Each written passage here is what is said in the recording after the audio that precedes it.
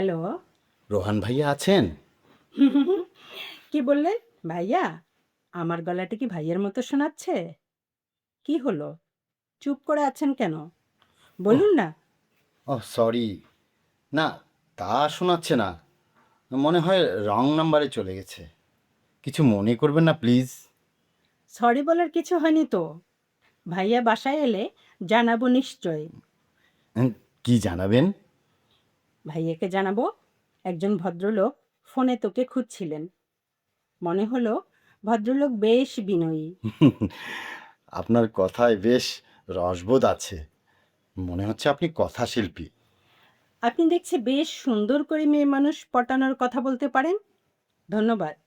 এখন রাখতে হবে।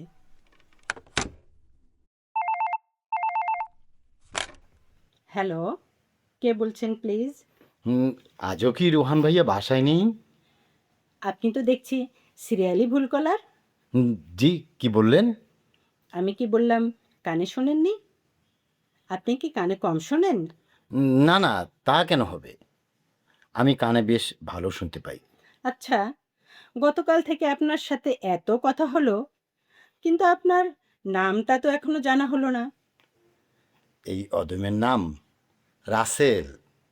গতকাল আপনার কণ্ঠটা কিভাবে যে বলি, মন কেড়েছে যেন। আসলে একটা মজার জিনিস কি জানেন? মানুষ যখন নতুন কারোর সাথে পরিচিত হয়, তখন নাকি ব্রেইনে ডোপামিন বাড়ে। তাই হয়তো শুরুটা এত ভালো লাগে। তাই নাকি? তাহলে কি আমাদের কথাও সেই দিকে এগুচ্ছে? হুম, হতে পারে। তবে আমার মনে হয় শুধু বিজ্ঞান নয়, মানুষটাও গুরুত্বপূর্ণ। তাই আজকে আবার একটু সাহস করে আপনাকে ফোন দিলাম। আহা! নতুন পিকআপ লাইন? নাকি মেডিকেল সায়েন্স দিয়ে রং নাম্বারে প্রেম খোঁজার ফর্মুলা বানাচ্ছেন? না, না, গতকাল আপনার রেসপন্সটা ছিল একদম আলাদা। এত প্রাণবন্ত। ভাবলাম যদি আবার পাই সেই মিষ্টি হাসির গন্ধ। হুম, লেখালেখি করেন মনে হচ্ছে। ঠিক আছে, এবার বলুন আজ কি শুনতে চান? আগে পরিচয়টা দিয়ে নিই। আমি রাসেল মাহমুদ, গ্রাজুয়েট, বেকার, স্বপ্নে থাকি, বাস্তবে কষ্ট করি। তবে আপনাকে আর বিরক্ত করব না। শুধু আপনার নামটা জানতে চাই, যদি বলতেন। বেকার হন আর চাকরিজীবী। বলুন তো আমি আপনার জন্য কি করতে পারি? হুম, চাকরি চাই না, শুধু জানতে চেয়েছি আপনি কে। কেন বলুন তো? আপনি এখনো বুঝতে পারেননি আমি কে? নাকি বুঝেও না বোঝার ভান করছেন? না, না, তা কেন হবে? আমি কিভাবে বুঝবো আপনি কে? আচ্ছা, আপনি রোহান ভাইয়ার কেমন বোন হন? তা ঠিক বলেছেন।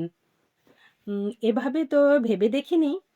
এরপর নাম ঠিকানা, ফেসবুক আইডি এগুলোও জানতে চাইবেন নিশ্চয়?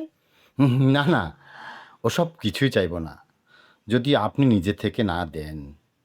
আপনি না চাইলে নামও জানতে চাইবো না। এই কথাগুলোই ভুলে যাব।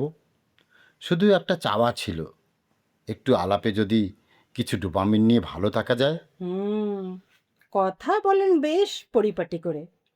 আমি ফারিয়া, অনার্স ফাইনাল, বোটানি। ওহ! তাহলে তো গাছ, ফুল, লতাপাতার সাথেই আপনার সময় কাটে। তাই বুঝি আপনার কথার পাতায়, পাতায় এত সতেজতা। আপনি তো দেখছি পাতা নিয়েই প্রেমের ছড়ায় হাঁটছেন।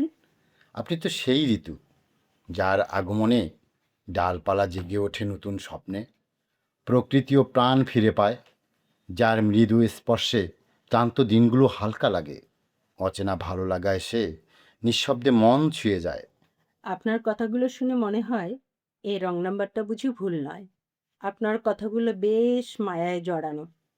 আসলে রং নাম্বার নয়, হয়তো এটাই ছিল ঠিক সেই জায়গা, যেখানে ভুলের ছায়াতেই জন্ম নেয় গল্প। আজ বুঝলেন তো? গাছ, লতাপাতার মাঝেও কত গল্প, কত রহস্য লুকিয়ে থাকে। আর আপনার প্রতিটি কথা যেন রোদ মেশানো বৃষ্টি, যেন চোখের সামনে একটা গল্প ঝুটছে। তাহলে লিখুন না সেই গল্পটা। আপনি অনুমতি দিলেই লিখব। একজন রহস্যময় অপসরীর গল্প যে ভুল নম্বরে পেয়েছি, এটাই বা কম কিসে। তাহলে শুরু হোক আজই। এবার আর রং নাম্বার নয়, সরাসরি নাম্বারটা আপনার হৃদয়ে লিখে রাখতে পারেন। যার নীল বিস্তরে হারিয়ে যেতে ইচ্ছা করে বারবার, যেখানে দুঃখগুলো ছোট হয়ে যায়, স্বপ্নগুলো বড়, তার নাম্বার তো হৃদয়ে লেখা থাকবে। রং নাম্বারের শুরু ভুল এক ছোঁয়াতে, তবু কে জানে কখন প্রেম হয়ে যায় ভুল পথেতে। তুমি আমি দুটি নাম, দুটি গল্প, দুটি চাওয়া, ভুল নাম্বারে খুঁজে পেলাম ভালোবাসার ছায়া